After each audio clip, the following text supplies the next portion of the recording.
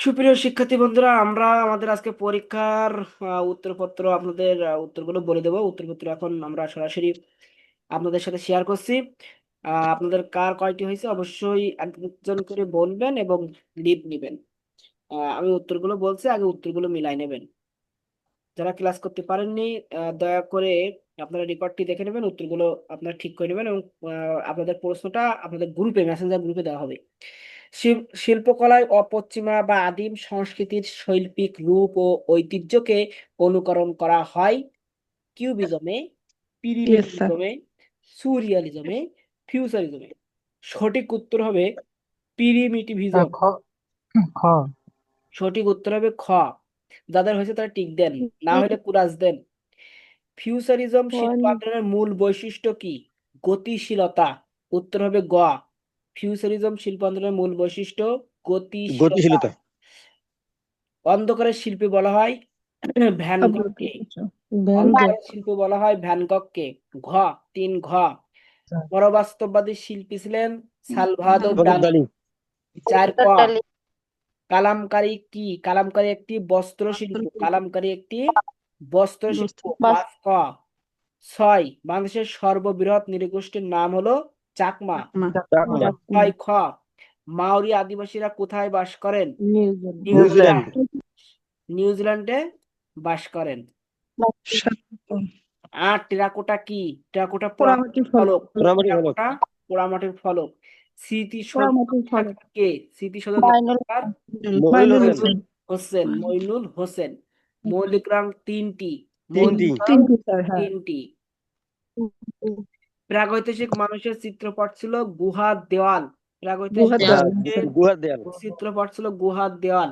আধুনিক শিল্প আন্দোলনের সময়কাল 1860 1860 থেকে 1970।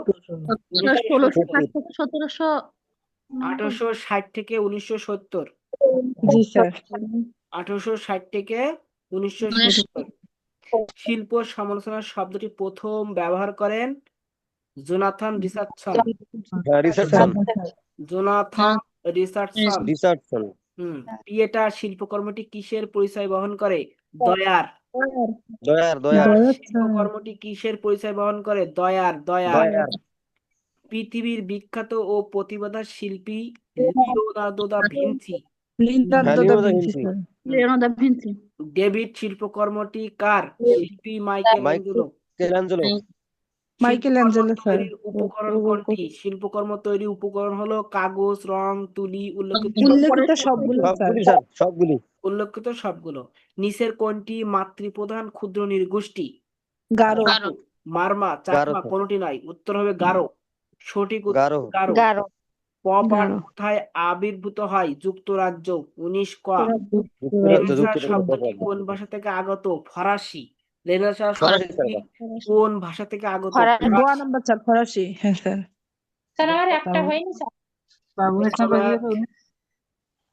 স্যার আমার দুইটা হয়নি। ধন্যবাদ। এবার আমি বলি মার্কিং কিভাবে কাটবেন। মার্ক কাটবেন হলো আপনার দুইটা ভুল গেলে 1 কাটা, তার মানে 0.5 করে কাটা প্রত্যেকটা। তাহলে সঠিক হয়েছে আপনার মনে করেন 8টা, তাহলে 8 থেকে 0.5 বাদ যাবে, মানে দুইটা ভুল গেছে তাহলে 1 বাদ যাবে, তার মানে আপনি 7 পেয়েছেন। এরকম করে বলবেন, মার্ক কেটে নিয়ে তাই বলবেন। এখন স্যার 20টার মধ্যে না? হ্যাঁ 20টার মধ্যে। আমি এমনি আপনার একটা অনুমানিক মানে স্যার বললাম আর কি। স্যার 20 নাম্বারটা কি হবে তাহলে স্যার? হচ্ছে একটা বাদ।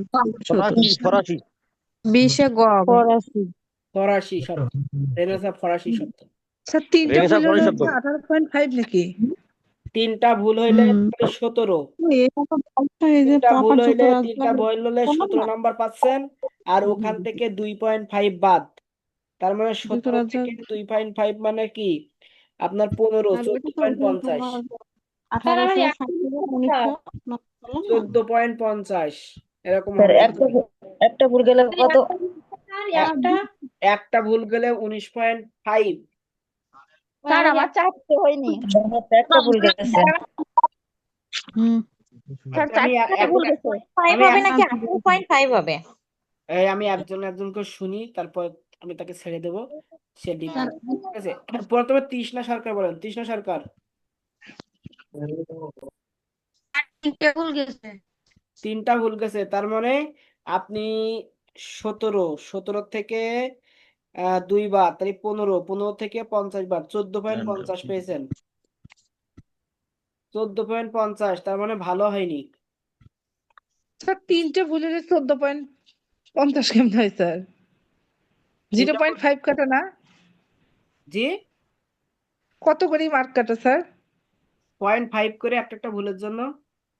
ও একটা ভুলের জন্য 0.5 কাটা, 2টা স্যার ভুল আমারটা করে 1 আমি কাটা। মেসেজে পাঠিয়েছি, একটু দেখেন তো মানে ইটা হয়েছে কিনা। আমি তো সরাসরি শুনতে চাই। তৃষ্ণা, আপনি লিভ নেন। হ্যাঁ, ফাইমা বলেন, ফাইমা কয়টা হয়েছে? স্যার 2টা হয়নি স্যার। 2টা হয় নাই, তার মানে আপনি 18 পাইছেন। 18 থেকে 2 বাদ 16, না 1 বাদ 17 পাইছেন। 17 ভালো করেছেন ফাইমা, 17। Good, very good.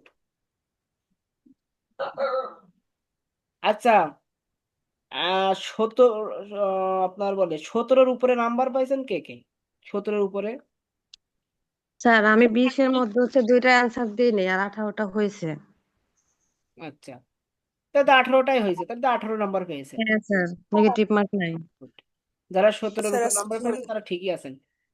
প্রশ্নের মান কেমন ছিল? ভালো হয়েছে স্যার এইরকম স্যার ভালো। প্রশ্ন হলে স্যার আমরা ভালো কিছু করতে পারবো। এরকমই প্রশ্ন আসবে।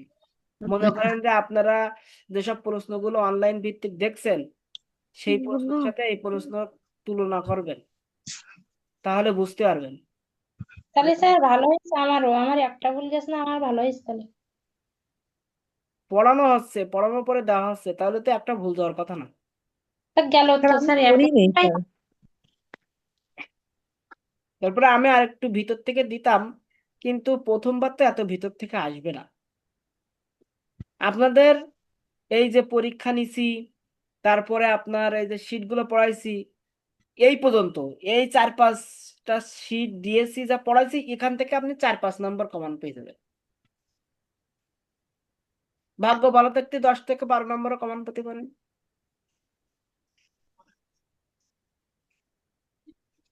বুঝতে পেরেছি? স্যার একটু বলবেন? জি, কচি বলেন। স্যার ওই যে কত নাম্বার যেন কমন পাবো কোন শীট থেকে, এটা আমি শুনিনি, নেটে প্রবলেম ছিল স্যার, একটু বলবেন আবার? বলছি, এই যে 3টা শীট পড়ালাম, 50টা 50টা 100টা প্রশ্ন দিলাম, আর লাস্টে যে একটা প্রশ্ন দিলাম, এই 3টা থেকে আপনি 8-10 নম্বর কমন পেয়ে যাবেন। 8 থেকে 10 স্যার নম্বর। মানে আজকে যে শীটটা স্যার, আজকে যে প্রশ্ন পরীক্ষা দিলাম হ্যাঁ, এটাও? হুম, ও 3টা শীট না, 3টা জি, শীট দিছি। এই 3টা শীট থেকে আপনি 8-10 নম্বর পেয়ে যাবেন, মাশাআল্লাহ। কমন পেয়ে স্যার যাবেন। লিভ নেব? 8-10 নম্বর এটা আমি সর্বনিম্ন বললাম, এর উপরে আরো থাকবে, কারণ ওখানে ব্যাখ্যা আছে তো, এই আর কি। ঠিক আছে, সবাইকে অনেক ধন্যবাদ আমাদের সাথে যুক্ত থাকার জন্য। আল্লাহ হাফেজ।